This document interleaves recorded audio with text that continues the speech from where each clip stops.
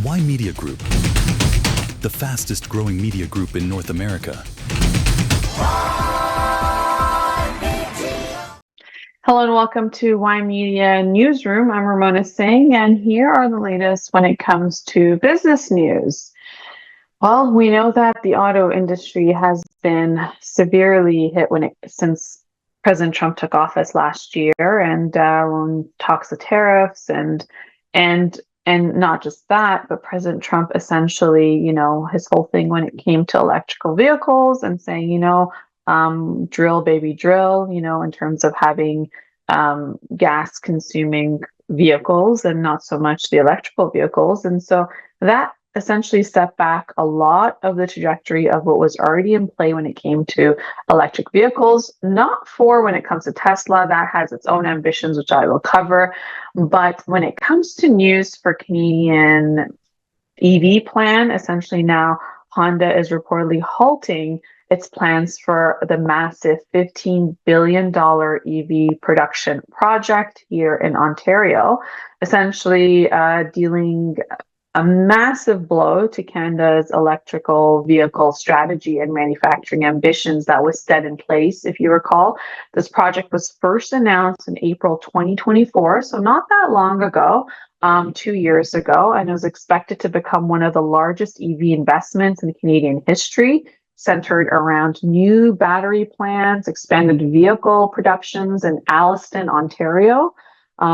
Essentially, since President Trump's announcements and him taking office for his second term and what it meant for drill baby drill and gas guzzling vehicles and not electric vehicles, it essentially weakened the EV demand, right? And then you had the U.S. tariffs uncertainty, and of course, CUSMA review that's around the corner. The broader industry essentially shifted back towards, before electric vehicles. Do you remember hybrids, where you could put some gas in and the rest is a hybrid because, it becomes, it's able to do, remember the Prius, that was like one of the first, the Toyota Prius, one of the most popular hybrid vehicles.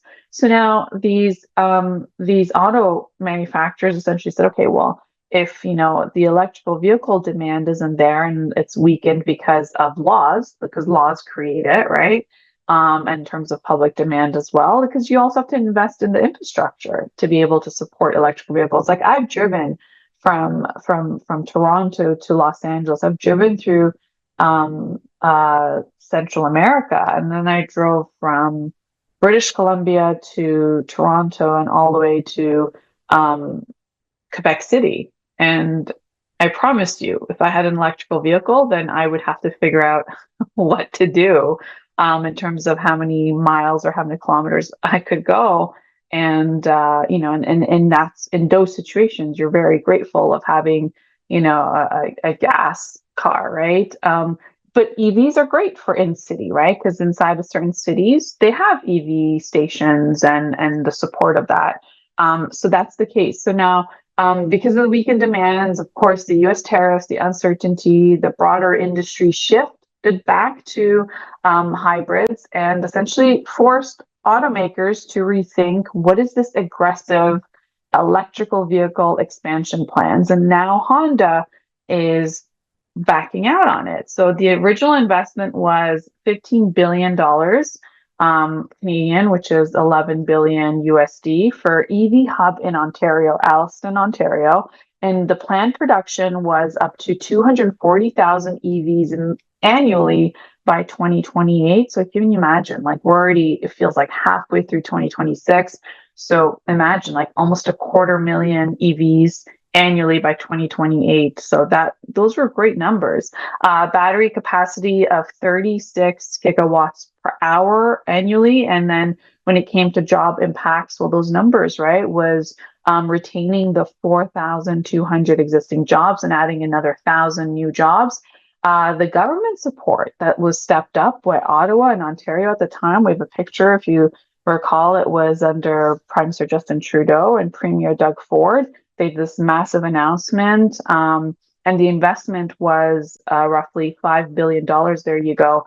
Go full picture, because this is like a memory of 2 years ago when they went, and the Premier Premier of Ontario, Doug Ford, and then you had Prime Minister Justin Trudeau. So prior to Mark Carney, and then you have Krista Freeland, who was possibly at the time Deputy Prime Minister, right, making this massive announcement, right, for what would have been this EV production project in Ontario, $5 million from the province, from the federal government going towards this incentives. And now Honda is pulling back, right? They're saying the demand's not there, right? They're saying North American EV demands have weakened significantly, like we're talking about sharply, not just like on edge, but we're talking about a massive shift.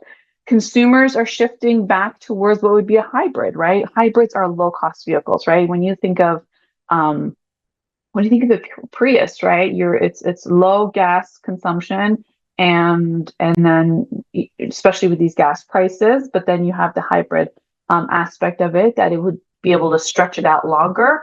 And then you also didn't need to plug it in, right? You didn't need to have that aspect of it. And then, of course, the Trump tariffs, right? That the policies have increased manufacturing risks. And Honda's estimating that this tariff could hit profits up to $650 billion yen, which is approximately $4.4 billion USD because of the tariffs. And Honda, obviously, because it's a Japanese car, so therefore this is what they're estimating. And Honda's not alone, so that actually affects the entire industry-wide effect, which is you have General Motors, Ford, Nissan, Stellantis have all slowed down their EV investments. Honda has canceled several North American EV models and shifted focus towards their hybrids. So what does that mean? This is a huge situation for Canada, as Canada's EV strategy has taken a hit. This was supposed to be really big. Canada was supposed to be the engine of electric vehicles. If you recall, it was supposed to be able to provide the critical minerals to be the engine and the drive towards the future of EVs. And because of that, Canada did heavily invest.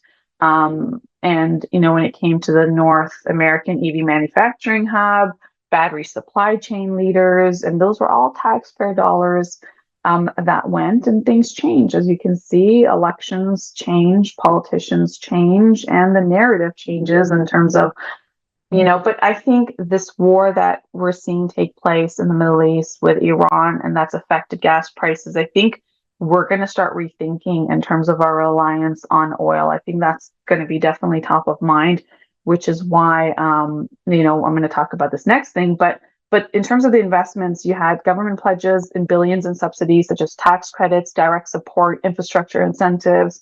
When it came to the Ontario government, they also supported it. Ontario manufacturing concerns are massive, because we're seeing this, when it comes to long-term auto sector competitiveness, and to be able to have a future industrial investment certainty to make sure that we keep the auto plants, we keep those jobs for Ontarians. This is all at a time where it's potentially very high risk. And so now automakers are showing what would, this transition from EVs and moving towards hybrids, flexible, which creates flexible production. And it's a low risk investment because they're not going towards the future of the car. So now this EV transition, I'll talk about that car in a moment. So the EV transition is continuing, but now it's slower and more unevenly, whereas before it was this ambitious target to be able to hit, like, think about it, 240,000 electric vehicles a year by 2028 in terms of the Ontario strategy, right? And so this news in North America, here in Canada, is coming at a time where China is actually taking hold of this EV market. So China is essentially becoming a very dominant player in the global EV market, with new forecasts showing Chinese automakers could capture about 56% of the global electric vehicle market by this year. That's significant for China to be able to capture 56% of the market. And it's essentially reinforcing Beijing's dominance on the industry, where you can get an electric vehicle from China, and you can get a few of them, like 3 to 4 compared to what you would pay for just a normal North American made sedan here in North America. So very competitive. At the center of the growth of this, Chinese EV strategy is BYD. It's reported about 321,132 vehicle sales just this month alone. Not this month, sorry, in April alone. So that's about 320,000 vehicles in just April alone. We do have some of those BYD cars that we can start showing. The orange one that you just showed, that's a BYD car. We have actually a few that we can show you. So this is significant because these oversales numbers are staggering. When it comes to overseas sales, it's surged to a record of 134,542 units. So we know that this is huge. China's no longer, just providing manufacturing for certain goods. It's actually, it had the auto show, and it was just, if you are to just, when you get a chance to go online, take a look at the Chinese vehicles and their auto show, and you're seeing those types of vehicles that are Chinese manufactured vehicles. They look good. And it's like the Chinese understand what North Americans want to drive. So when you look at SUVs like that, you're like, oh, that's very attractive. That's comparable, looks comparable to what North Americans are used to. But then you have the whole electric vehicle component to it. And of course, that means savings when it comes to an SUV like that would be a massive gas guzzler. And of course, you'd be paying premium gas to be able to fill that tank. And mind you, now that's an electric vehicle. So now China's no longer just the world's largest EV producer. It's increasingly becoming the global standard for setting for electric vehicles, right? So you can go full screen. You can see some of these very beautiful cars. So here are some stats that I want to cover with you. Is China is expected to hold about 56% of the global pure EV market share by this year. BYD April sales are 320,000 vehicles sold.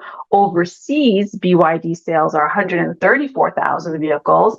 That's 71% increase year over year. Other Chinese EV markers are other vehicles such as Zeekr. They have some cool vehicles. We can show some of those. There you go.